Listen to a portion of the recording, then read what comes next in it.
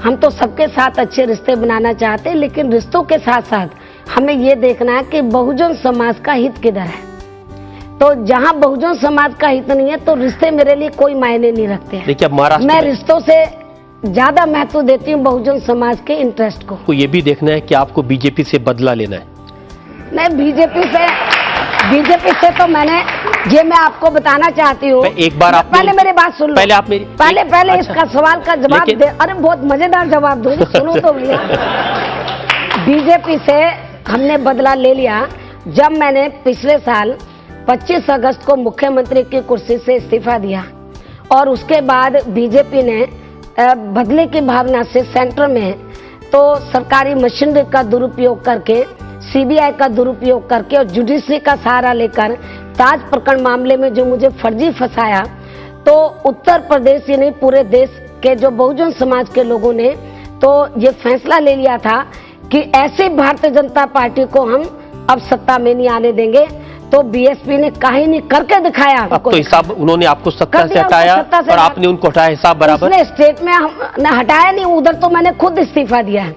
BJP ने मुझे नहीं हटाया। परिस्थितियां ऐसी बना दी थी बीजेपी ने। परिस्थितियां ऐसी बना दी थी कि मैंने बहुजन समाज के इंटरेस्ट को ध्यान में रखकर मुख्यमंत्री की कुर्सी से खुद इस्तीफा दिया। उन्होंने मुझे नहीं हटाया। लेकिन जैसा उन्होंने किया, जैसा उन्होंने गलत काम किया, बदले की भावना से काम किया, तो हमने उनको सेंटर में सत्ता से बाहर किया। लेकिन मायावती जी, आप ही ऐसे रिश्ते बनाती थी। अटल बिहारी वाजपेयी, आप कहती थी मैं उनकी दूसरी बेटी की तरह हूँ। मैंने ताज प्रकरण वाले मामले में भी कहा था कि भाई यदि आप मुझे अपनी बेटी मानते हैं और आप ताज प्रकरण के आड़ में मेरे और मेरे रिश्ते नातों की सबकी आप लोग इनकम टैक्स विभाग के द्वारा उसकी जांच करा रहे हैं, तो फिर तो आपकी जो दूसरी बेटी है तो उसकी भी जांच हो जानी चाहिए। मालूम हो जाए कि आपकी खुद की बेटी के पास कितनी संपत्ति है और आपके रिश्ते नातों की भी जांच हो जानी चाहिए और मेरी भी हो जानी चाहिए। दूध का दूध और पानी के पानी हो जाए तो ज्यादा अच्छा रहेगा। जिन्होंने आपको बेटी कहा, आपने उनको भी छोड़ा नहीं? तो यदि उन्होंने बेटी का फर्ज,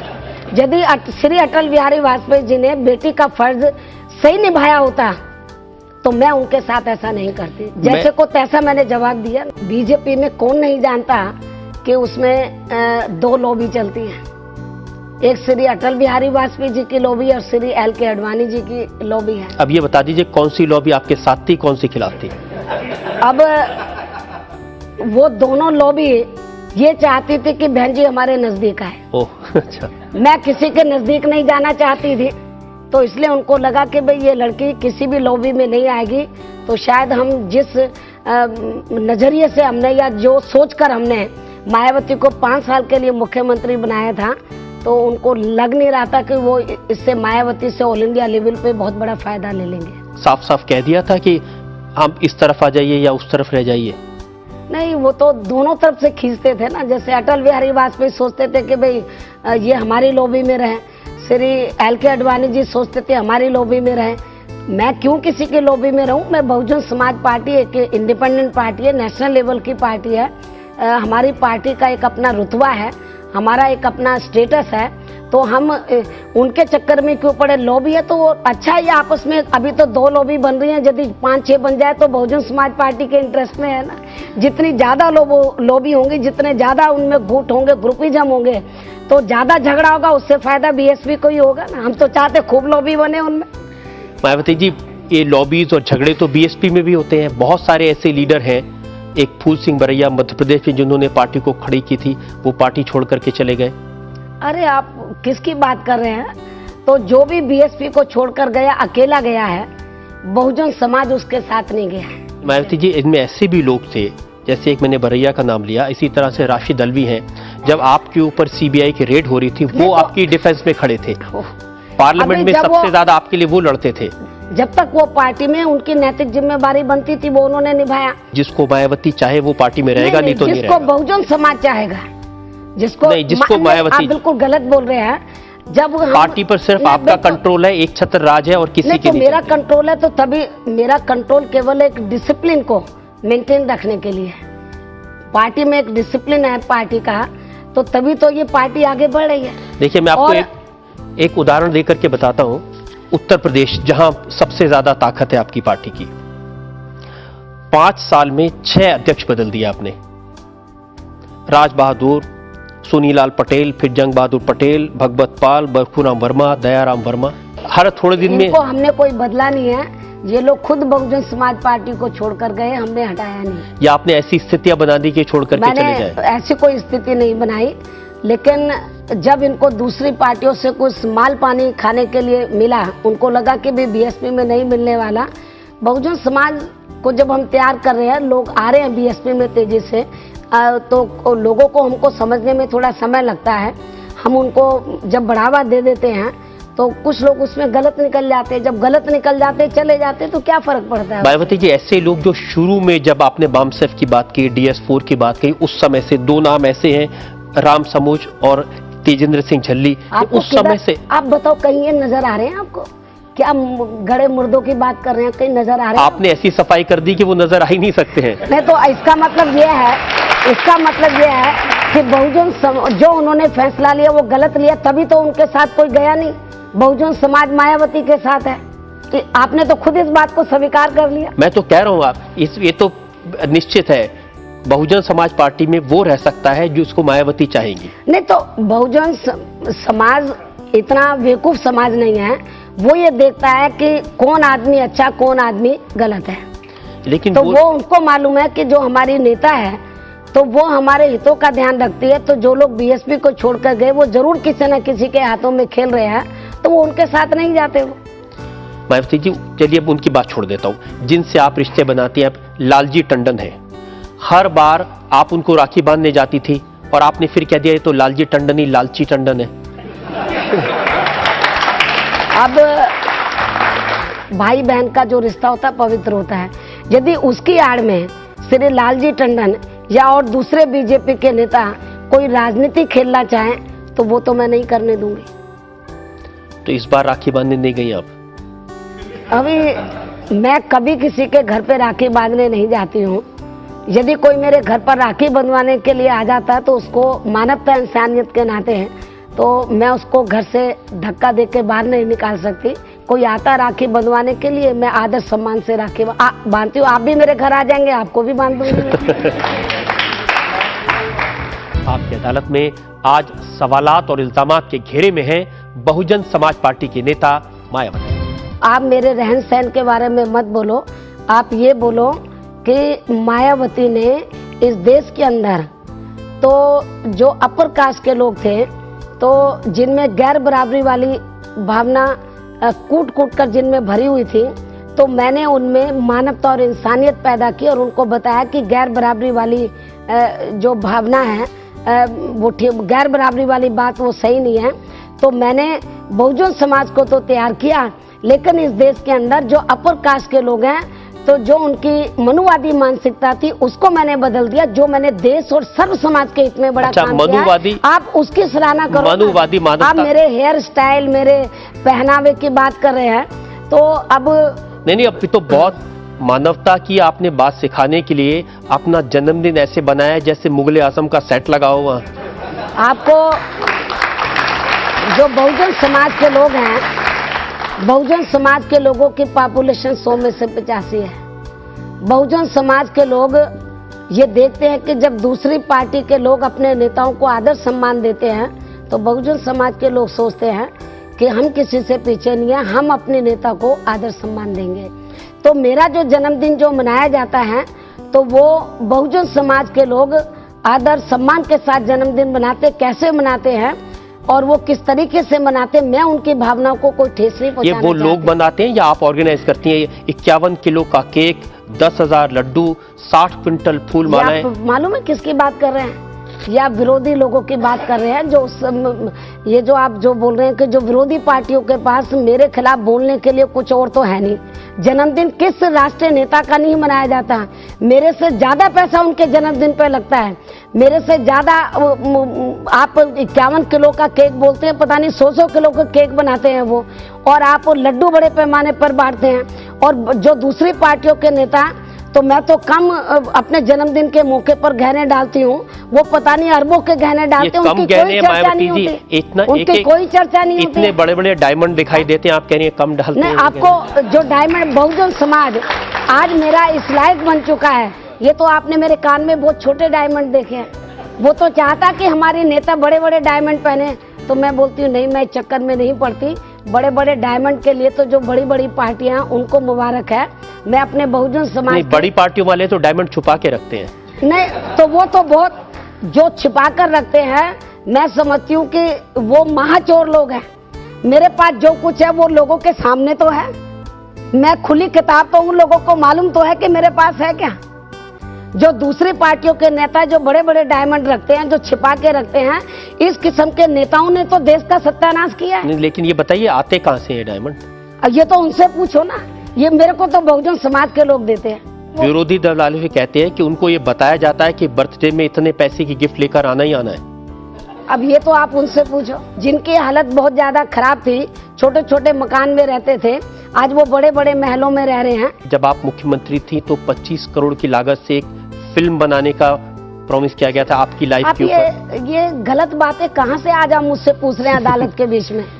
अब आपको किसने बता दिया? ये तो अखबार में छपी हुई खबर है। अब अखबार में पता नहीं क्या क्या छाप देते हैं बीएसपी के बारे में। देखिए मैं आपको अखबार में क्या छपा है। ओहो, आप किस घटिया अखबार की बात कर रहे हैं?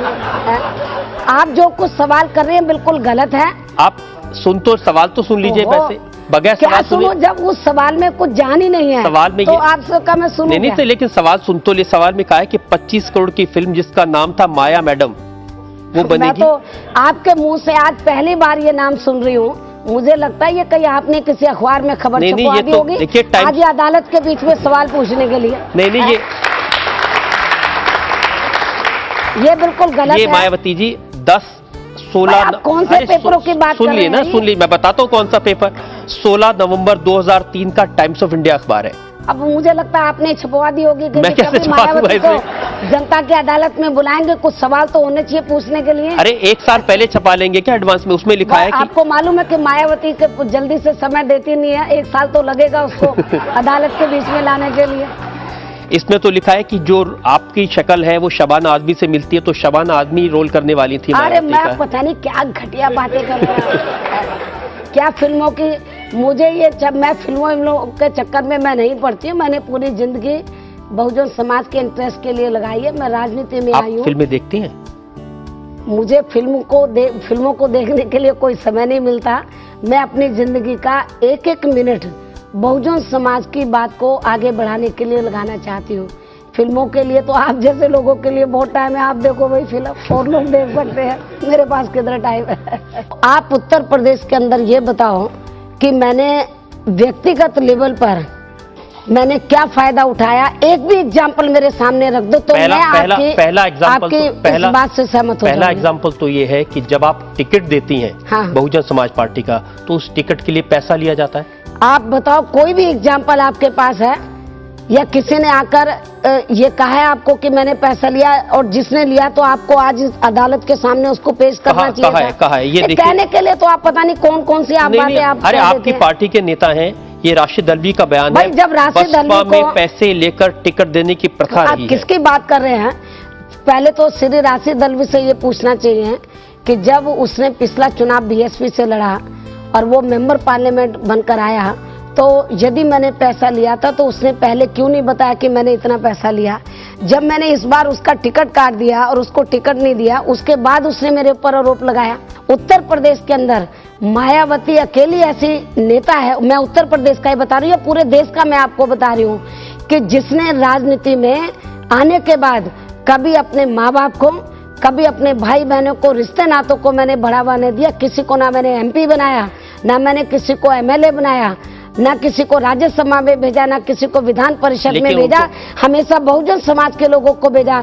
मेरे जैसा नेता इंडिया के अंदर आपको कोई नहीं मिलेगा।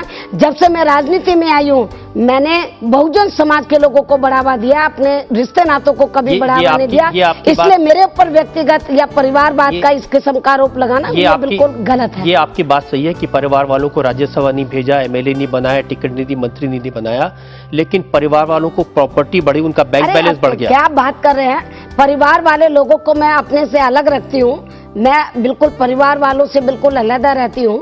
वो क्या कर रहे हैं, क्या प्रॉपर्टी बना रहे हैं, वो लोग जाने। मैं, जहाँ तक मेरा सवाल है, मेरे से जहाँ तक पूछना, मेरे से पूछो। ये तो सरकारी रिकॉर्ड की बात बताता हूँ। अरे सरकारी रिकॉर्ड तो आप बिल्कुल गलत बताएंगे। ये कैसे? आपका रिकॉर्ड जो पेपर में छप गया वो सरकारी रिकॉर्ड नहीं, ये तो सीबीआई को कोर्ट किया है। सीबीआई ने अभी फाइनल रिपोर्ट किधर सबमिट की है? आप क्यों सीबीआई को बदनाम ये बात सही नहीं है कि 1 अप्रैल 1995 से 29 अगस्त 2003 के बीच बहुत सारी प्रॉपर्टी खरीदी गई है। भाई जब प्रॉपर्टी उन्होंने 15 करोड़ रुपए की प्रॉपर्टी। देखो ये मामला अभी जांच में चल रहा है, अभी सीबीआई ने फाइनल रिपोर्ट अभी दाखिल नहीं किया। ये तो एफआईआर में आप क्या बोल रहे हैं? एफआईआर में उनको जो भी कहीं से तथ्य मिल गए उन्होंने उधर एफआईआर दर्ज करा दी। लेकिन जब तक हम अभी तो ये जांच कर रहे हैं ना, जांच करने के बाद जब तक वो रिपोर्ट सबमिट नहीं करते हैं, चार्जशीट नहीं लगाते हैं और चार्जशीट का जवाब हम देंगे और ये मामला अदालत में जब चला गया है तो जब तक अदालत फैसला नहीं दे दो चीज मुझे बता दीजिए।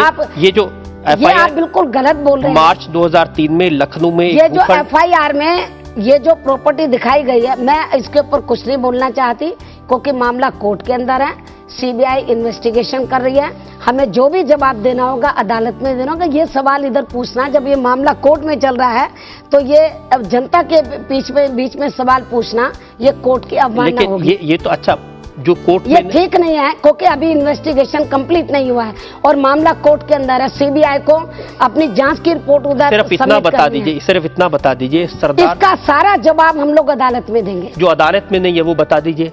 कल्याण सिंह ने कहा कि आप विदेश, आप उनसे पूछो। कल्याण सिंह ने, आप विदेश गई थी वहां पर, अब उन्होंने कहा इन्होंने फॉरेन अकाउंट खुलवाए। मैं आपको बता रही हूँ कि यदि विदेश के अंदर मेरा एक भी अकाउंट मेरे नाम से खुला हो, मैं हर प्रकार की सजा पाने के लिए तैयार हूं और हर प्रकार की सजा पाने के लिए तैयार हूं। Shri Kalyan Singh and BJP and company के लोग, उनके पास कुछ है तो है नहीं तथ्य, गलत किस्म के आरोप लगाते हैं। ये जो आरोप है बिल्कुल गलत है। मेरे नाम से इंडिया के बाहर एक भी अकाउंट हो तो आप मुझे बताओ। आपने छानबीन की? आप आ तो गए जनता की अदालत में, नहीं, सवाल पूछ रहे, पहले आप तो छानबीन करके आ गए तो तब जनता की अदालत में फॉर्मर चीफ मिनिस्टर है कल्याण सिंह का ये कहना कि फॉर्मर सीएम क्या बोल रहा है, पेपरों में क्या लिख रहा है, आप ये पेपरों की कटिंग लेकर आ गए और जनता की अदालत में पूछ रहे हैं। ये पेपरों में तो कोई पता नहीं क्या क्या गलत सलत रिपोर्टें आ जाती हैं। नहीं, आपके बारे में तो आप पहले जो पेपरों में छपा है उसकी आप लोग जांच पड़ताल करो, जांच पड़ताल करने के बाद फिर मेरे से पूछना। ये जांच अदालत के ये मायावती जी जांच पड़ताल ही तो कर रहे हैं आपसे पूछ के। तो ये जांच पड़ताल कर मेरे से यदि पूछना है तो फिर ये अदालत को बुलाने की क्या जरूरत थी? पब्लिक के सामने पूछ रहे ताकि कोई बात छुपी न रहे। भाई आपको यदि पूछना था तो मेरे से पूछ लेते अकेले में। अरे मैं तो जनता के सामने, पब्लिक के सामने, जनता के सामने आपने पूछा है तो जनता से पूछने से पहले आप जब ये सवाल मुझसे पूछ रहे, पहले आप तो जांच पड़ताल कर लेते। नहीं, लेकिन जैसे अब कोई कल्याण सिंह जैसा बड़ा नेता आरोप लगाए तो पूछना ही पड़ेगा ना। भाई मैंने आपको बता तो दिया, जब आपके पास सवाल है ही नहीं इससे संबंधित, आप घूम फिर के फिर ये टट्टू पंजुओं के पीछे आ जाते हैं। मैंने आपको बताया कि भाई मेरे नाम से विदेश में यदि एक भी अकाउंट है तो मैं हर प्रकार की सजा मानने के लिए तैयार हूँ। मेरे नाम से कोई अकाउंट नहीं है, केवल मेरी इमेज को खराब करने के लिए Bharatiya Janata party and company के लोग इस किस्म के उन्होंने ये गलत आरोप लगाए हैं और ये जो केस है ये भी बिल्कुल गलत है। मेरे केवल इमेज को खराब करने के लिए ये सब राजनीतिक षड्यंत्र के तहत मुझे घेरने के लिए दो बड़े केस ये सब प्लानिंग के तहत मेरे खिलाफ ये सब कार्रवाई की जा रही है। मामला कोर्ट में है, अब सारा कुछ जवाब हम कोर्ट के अंदर देंगे। वक्त है आज की कार्रवाई पर। आज के जज जाने माने पत्रकार वेद प्रताप वैदी के फैसले का। आज का सारा तर्क वितर्क सुनने के बाद मैं इस निर्णय पर पहुंचा हूं कि यह जनता की अदालत आपको बरी करती है।